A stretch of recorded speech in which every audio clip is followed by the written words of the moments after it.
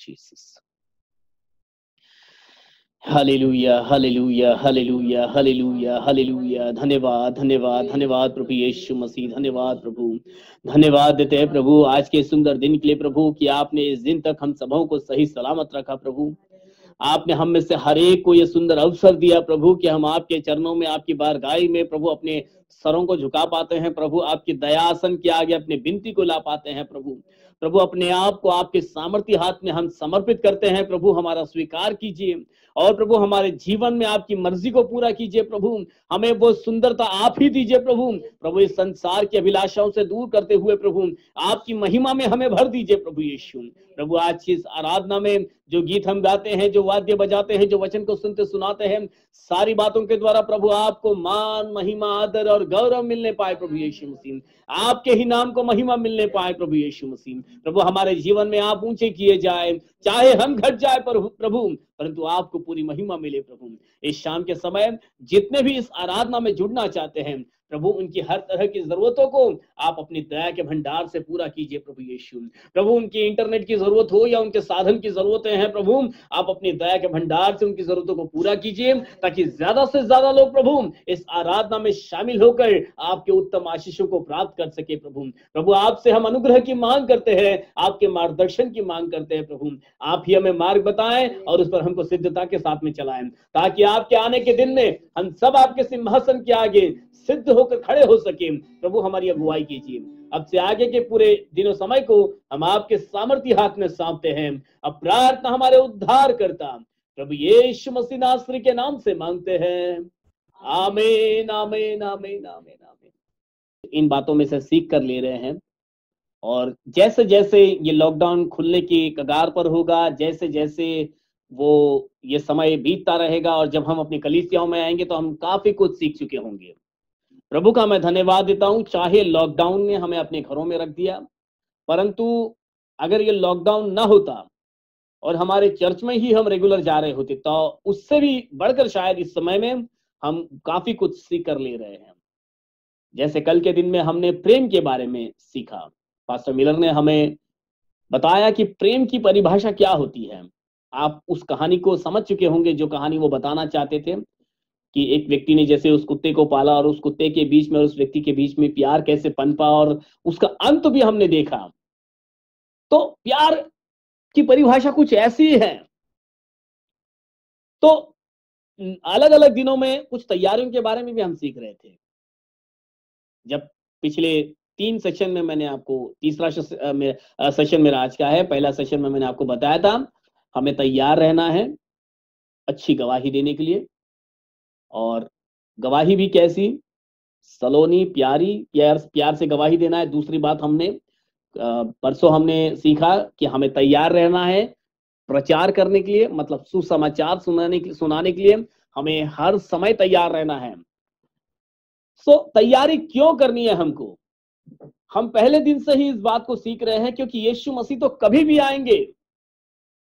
दिया तो जलता रखना है, लेकिन दिए को जलता रखने के लिए उसमें तेल भी होना जरूरी है, और सिर्फ तेल होना ही जरूरी नहीं है। आपने देखा होगा लोग दिए में तेल भरते हैं, उसमें बत्ती होती है, बाती डाली जाती है और उसको बार बार चेक करना पड़ता है। वो बाती भी धीरे धीरे अंदर की ओर जलती जाती है, उसको हाथ लगाकर उस बत्ती को भी ऊपर करना पड़ता है और तब वो दिया और भी तेज जलने लगता है। क्या आप समझ रहे हो मैं क्या कहना चाहता हूँ? एक बत्ती में सिर्फ तेल होना और उसमें वो सिर्फ उसका वो दिया होना उतना ही काफी नहीं होता, परंतु उस पर ध्यान देना होता है बार बार कि कहीं ये जो उसके अंदर का जो कापूस का जो है जलता रहता है, उसको थोड़ा सा ऊपर ऊपर करते रहना पड़ता है, तब वो जो आग है वो बड़ी जलती रहती है, तेज होती रहती है। वो बाती बोलते हैं उसको, बाती, वो बुझ ना जाए। सिर्फ तेल होना काफी नहीं है। तो तेल हमारे पास है, परंतु तैयारी तो हमें करते रहनी पड़ती है। और सब क्षेत्र में सबसे पहले गवाही देते हुए हमारे अंदर के उस दिए को जलता रखना है, सुसमाचार सुनाते हुए उस तेल को, उस बत्ती को जलाए रखना है। आज तीसरी बात हम देखने जा रहे हैं कि किस बात ने मुझे और आपको तैयार रहना है। और ये जो बातें मैं आपको बता रहा हूं तैयारी के, ये एक मसीही लोगों की बुनियाद है। इस बुनियाद के बगैर हमारी मसीहियत की पहचान उभरेगी नहीं। इस बुनियाद के बगैर वो बत्ती का जो दिया जो आग है वो तेज होगा ही नहीं।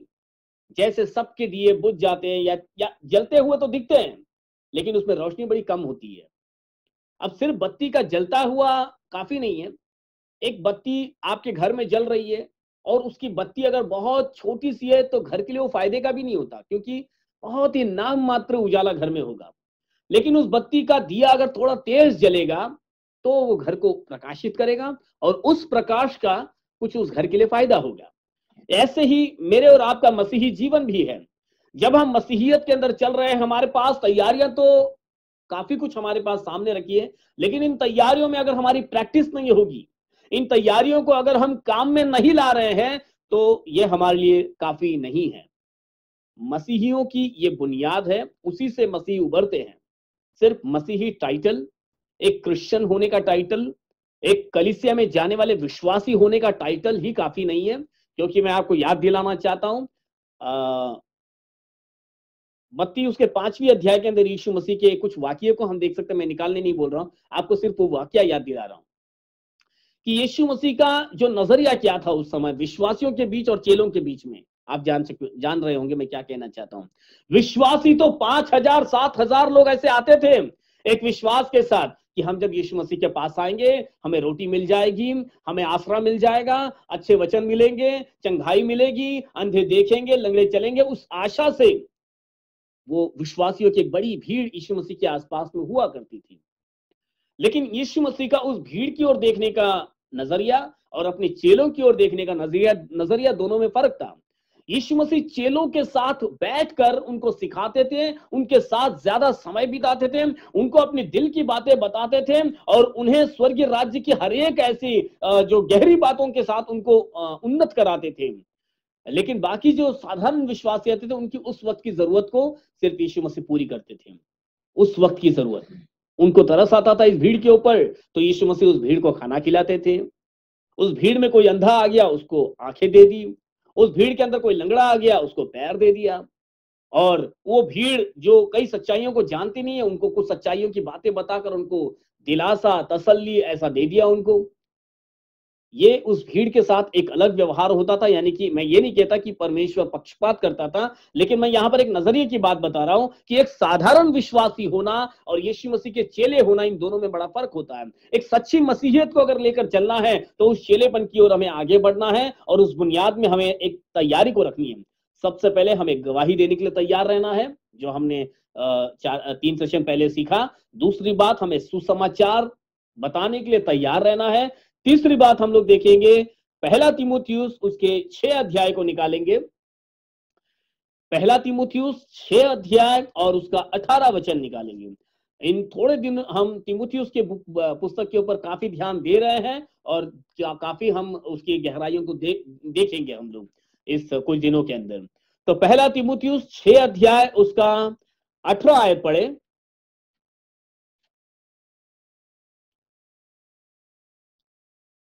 First Timotheus chapter 6:18.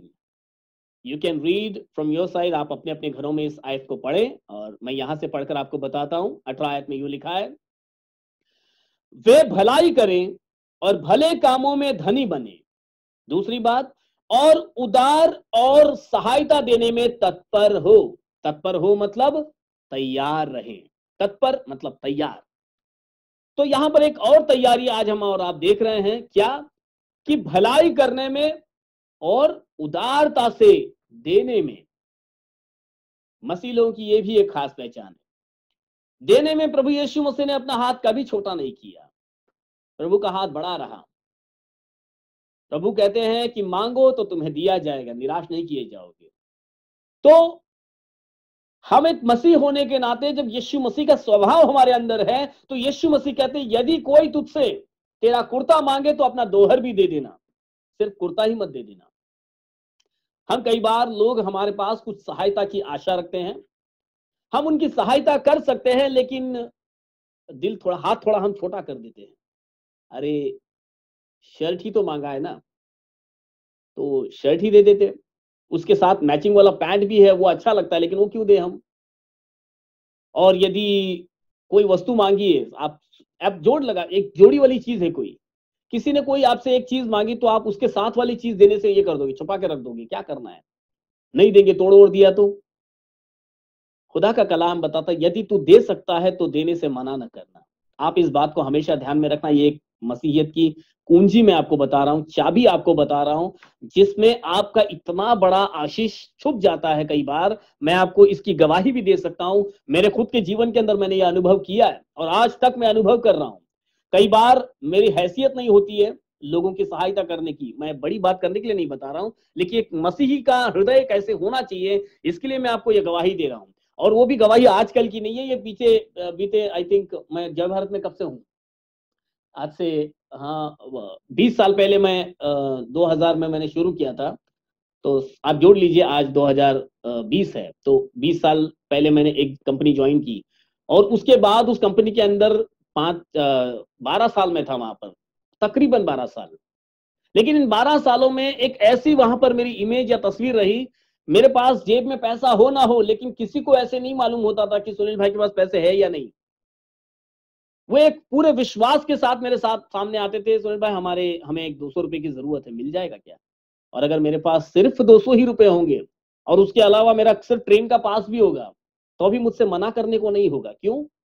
क्योंकि प्रभु का वचन हमें ऐसे सिखाता, यदि तेरे पास हो तो तू उसको मना न करना।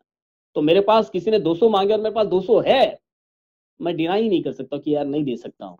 अरे प्रभु का वचन मुझे अंदर से ठेस मारता है कि प्रभु का वचन तो बताता है कि अगर है तो मैं मना कैसे करूंगा। ये मैं एक व्यक्ति से झूठ नहीं बोलूंगा, लेकिन स्वर्ग के परमेश्वर के आगे ये झूठ हो जाएगा कि मेरे पर्स में तो 200 रुपए हैं, सामने वाले ने भी 200 रुपए मांगे हैं, और ऐसा नहीं कि ये 200 रुपए दे दूंगा तो मैं घर ही नहीं जा पाऊंगा।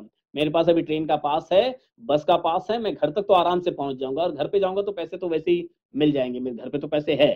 तो या दूसरा वो व्यक्ति अगर होगा तो क्या कहेगा, अरे नहीं यार देख, ये पर्स निकाल कर भी बता देगा कोई और पैसा मेरे पास है ही नहीं, सिर्फ यही 200 रुपए है, मैं नहीं दे सकता। लेकिन ऐसे नहीं, मसीहियत हमको क्या बताती है, तो हमेशा देने के लिए तैयार रहे। मैं आपको इन दिनों की गवाही बताता हूं। इन दिनों में कुछ मसीहियों को मैं जानता हूं जिनका हृदय इतना बड़ा है। जैसे ही पता चला है कि ये महामारी का समय आया, मैं इस बात को किसी से भी छुपाना नहीं चाहता हूं, लेकिन किसी का नाम भी नहीं लेना चाहता, लेकिन कुछ भाई और बहनें हैं जिन्होंने अपना हृदय इतना बड़ा रखा, तुरंत वे तैयार रहे कि पास्टर हम जानते हैं कि इस समय के अंदर लोगों को तकलीफ आने वाली है और हम सहायता करना चाहते हैं। सबने थोड़ा थोड़ा सहायता किया और वही सहायता हम लोगों को कर पा रहे हैं। मतलब तत्पर थे, वे तैयार थे। मुझे किसी को बोलना भी नहीं पड़ा कि लोगों की जरूरत पड़ने वाली है, क्या आप मदद कर सकते हो क्या? मैंने किसी को भी नहीं कहा कि मदद करो, परंतु लोगों ने सामने से ही इससे पहले कि लोगों की जरूरत पड़े, उससे पहले उनके हृदय के अंदर आ गया, देखो लोगों की जरूरत पड़ने वाली है, हमें तो हाथ बढ़ाना होगा। मैंने कहा क्यों नहीं, बिल्कुल बढ़ाना पड़ेगा।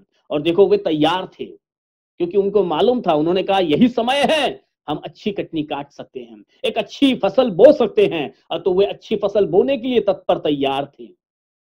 कलाम बताता है वे भलाई करें। 18वीं आयत को फिर से आप पढ़े चाहे अपने घर में, वो उसी पहला तीमुथियुस 6 अध्याय का 18 वचन, वे भलाई करें और भले कामों में धनी बने।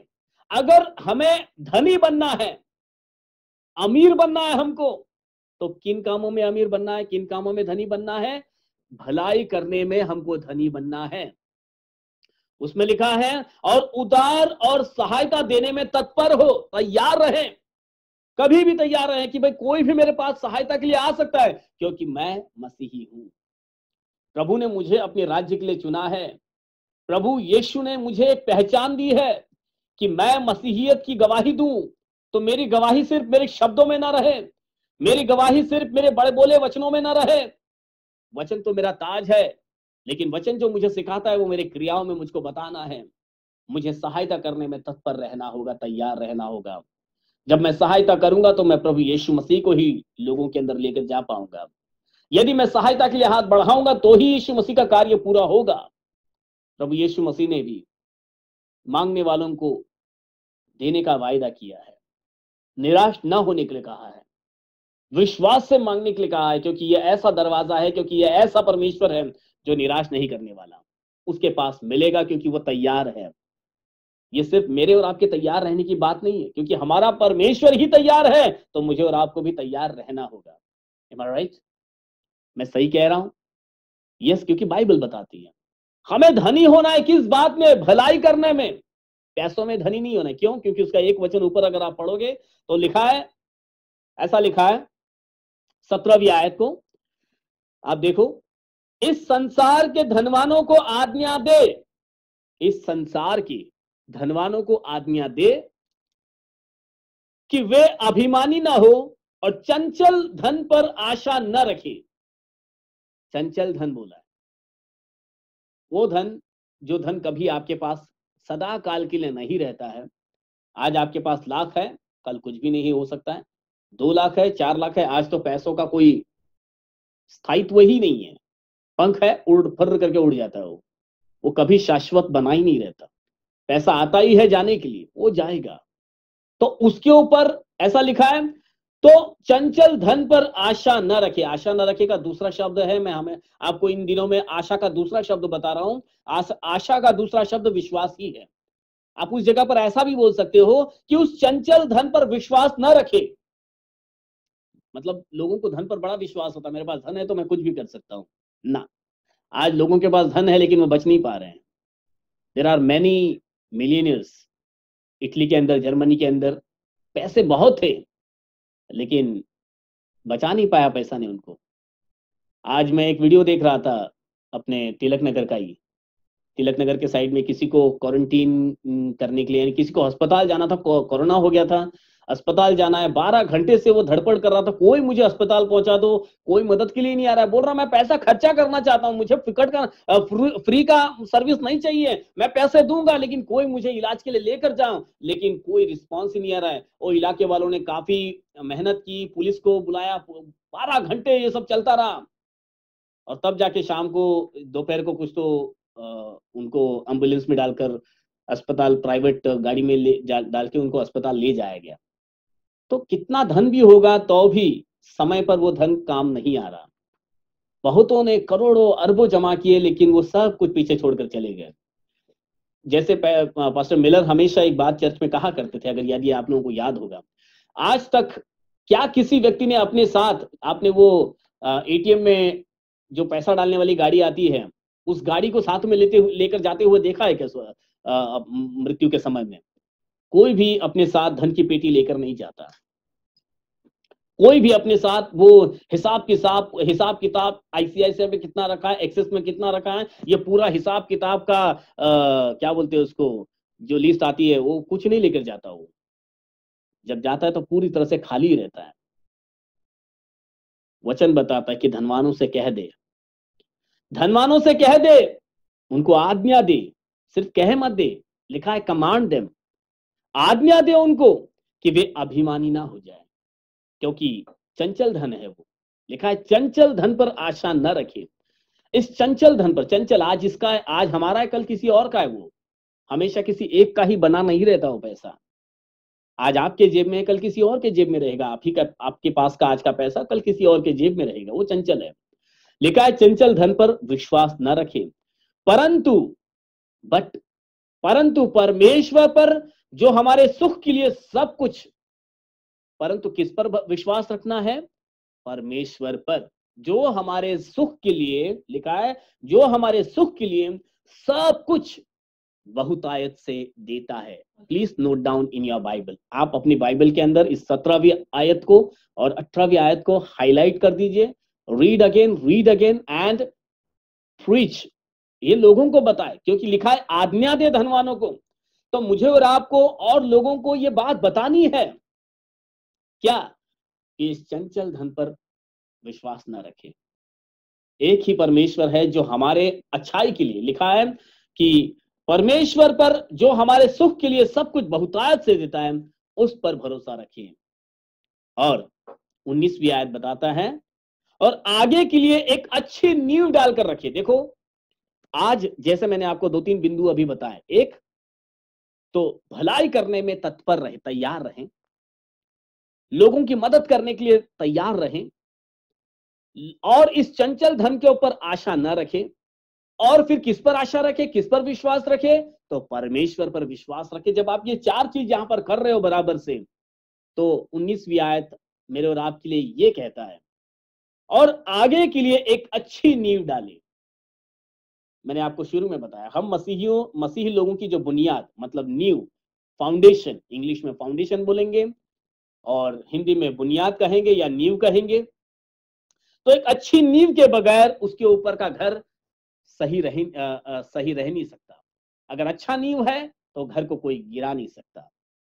बड़ी आंधी आने से, बड़ा तूफान आने से, मेरा दिया जलता रहेगा, ऐसा भी कह सकते हैं। बड़ी आंधी आने से, बड़ा तूफान आने से, मेरा घर ये गिरेगा नहीं। विश्वास का घर आपका गिरेगा नहीं अगर बुनियाद अच्छी है। लिखा है आगे के लिए एक अच्छी नींव डाले, एक अच्छी बुनियाद डाले कि सच्चे जीवन को वश में कर ले। वश में कर ले मतलब वो वशीकरण वाला वश नहीं, प्राप्त कर ले। एक अच्छे जीवन को प्राप्त करने की चाबी आज के शाम में मैंने और आपने पा ली है। मनन करें इन आयतों के ऊपर। आयत हमें बताती है, 4 बिंदु मैंने आपको बताया है। एक तो परमेश्वर पर भरोसा रखे, चंचल धन पर भरोसा ना रखें। आज हमारा है, कल किसी और का होगा। और फिर हमें तैयार रहना है भलाई करने के लिए, तैयार रहना है लोगों की सहायता करने के लिए, देने में तत्पर रहना है, हमारे पास होते हुए भी छुपा कर नहीं रखना है। यदि किसी की मदद कर सकते हो तो जरूर करें। यीशु मसीह ने बार बार कहा है, यदि तेरे पास देने को हो तो मांगने वालों को मना मत करना, परंतु यदि वो कुर्ता मांगे तो 2 भी दे देना। समझ रहे? आपसे यदि 1 मील चलने को कहे तो 2 मील चले जाना उसके साथ में, थोड़ा एक्स्ट्रा करके दे देना। जितना कहा गया उतने पे मत रुक जाना। यू कैन डू लिटिल थोड़ा और एक्स्ट्रा कर सकते हो आप। यीशु मसीह ने जब क्रूस पर चढ़ाए गए, बहुत ज्यादा कुछ एक्स्ट्रा ही कर दिया वहां पर। यीशु मसीह ने जो करने आए थे सिर्फ उतना नहीं करके गए, वरना यीशु मसीह का इस संसार में आने का मकसद तो एक ही था कि मेरे और आपके गुनाहों के लिए क्रूस पर चढ़ जाए। परंतु वे क्रूस पर तो चढ़े ही चढ़े, जाते जाते चढ़ाने वालों को, क्रूस पर चढ़ाने वालों को माफ भी करके चले गए, एक्स्ट्रा कर दिया। है पिता इन्हें माफ कर दे। Can we do something extra? It says भलाई करने में तत्पर रहे, और ऐसा करेंगे तो हमारी अच्छी बुनियाद बनेगी। जब अच्छी बुनियाद होगी तो हमारा घर किसी तूफान में गिरेगा नहीं। आज एक प्रकार का तूफान का अनुभव सब ले रहे हैं। कोरोना ने हर एक के हृदय को हिला दिया है, विश्वास को हिला दिया है, और परिवार के परिवार बिल्कुल हिल चुके हैं। अच्छे अच्छे विश्वासियों की बुनियाद हिल चुकी है। कितने बड़े बड़े प्रचारक थे, प्रार्थना करने वाले थे, लेकिन थोड़ा खांसी बुखार आ गया, पूरा परिवार डर गया, हिल गए सब। अच्छी बुनियाद बनानी है। सो स्क्रिप्चर सेज सच्चे जीवन को प्राप्त करना है, अच्छी बुनियाद बना लो। और लिखा है सच्चे जीवन को वश में कर लो, मतलब प्राप्त कर लो, अपने हाथ में ले लो। यू कैन गेट दिस, आप इसको प्राप्त कर सकते हो। But how?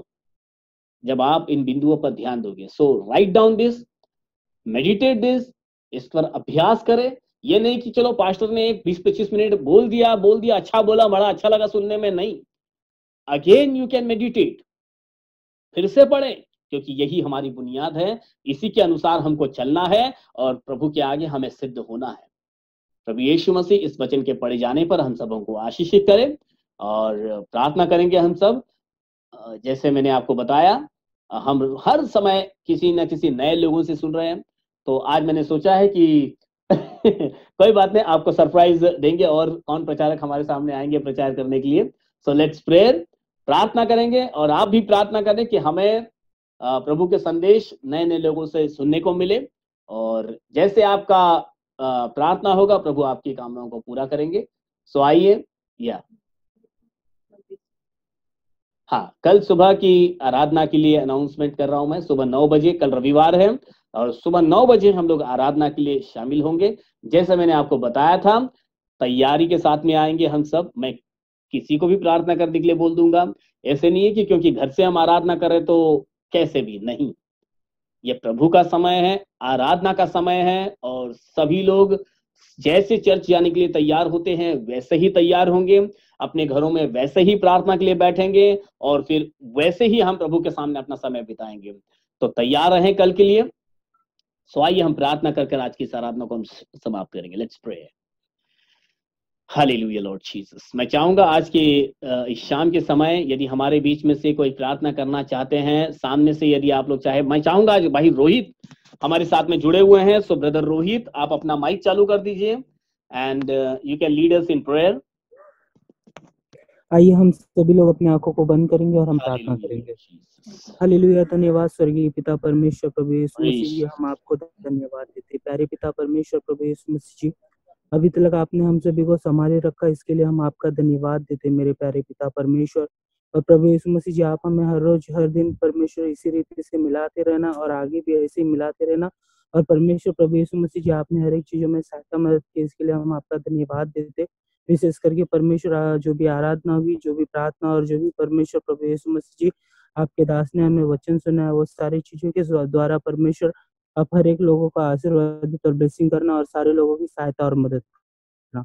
मेरे प्यारे पिता परमेश्वर यीशु मसीह जी, ये लॉकडाउन के समय बहुत से लोगों को बहुत सारी चीजों की समस्या है और परमेश्वर प्रभु यीशु मसीह जी बहुत से लोगों को बहुत सारी चीजों की जरूरतें भी है। तो परमेश्वर प्रभु यीशु मसीह जी, आप उन सारे लोगों की हर एक कमी घटियों को जानते हो और परमेश्वर प्रभु यीशु मसीह जी, आप उन सारे हर एक लोगों के हर एक कमी घटियों को भी आप पूरा करोगे, इसके लिए मैं आपका धन्यवाद देता हूँ मेरे प्यारे पिता परमेश्वर। और प्रभु यीशु मसीह जी, इसी रीति से आप हमें हर दिन प्रार्थना में प्रतिदिन बढ़ाते जाना और परमेश्वर हमारे विश्वास को मजबूत करना और परमेश्वर हर एक चीजों में आप सहायता और मदद करना आप करोगे। धन्यवाद देते जितनी भी फैमिली है, पास्टर की फैमिली और पूरे चर्च और जितने भी लोग परमेश्वर हमसे जुड़े हुए हो, सारे लोगों को हम आपके बुलंद और हाथों में सौंपते, चलाना, बढ़ाना और गवाही बनाओगे। धन्यवाद देते, सारा गौरव महिमा आदर परमेश्वर आपका, आप ही को देते। छोटी सी प्रार्थना परमेश्वर प्रभु यीशु मसीह जी आपके नाम से करते हैं, आमीन आमीन आमीन। Hallelujah Lord Jesus. प्रभु यीशु, प्रभु फिर एक बार धन्यवाद के हृदय के साथ प्रभु हम आपके चरणों में आते हैं। जैसे भाई रोहित ने प्रार्थना की और आपने उसे स्वीकार किया प्रभु यीशु, प्रभु प्रार्थना करते आज के शाम के समय में जो भी वचन यहाँ पर सुनाए गए प्रभु, एक एक वचन प्रभु सुनने वालों के हृदय के अंदर अधिकाई से बसने दीजिए प्रभु, कि कोई भी वचन शैतान चुराने न पाए प्रभु, परंतु हर एक वो व्यक्ति जो इस आराधना में शामिल हुए वह आपके उत्तम आशीषों के भागीदार बनने पाए प्रभु। उनकी बुनियाद को पक्का करने के लिए प्रभु, उनके विश्वास को दृढ़ करने के लिए प्रभु, आप हम में से एक एक का मार्गदर्शन कीजिए प्रभु, हम में से एक एक की अगुवाई आप कीजिए प्रभु। जैसे आज तक प्रभु अपने वचनों के अभिषेक के साथ हमें आपने चलाया, आगे भी प्रभु आपकी दया, अनुग्रह और आपका अभिषेक हम पर बना रहे प्रभु।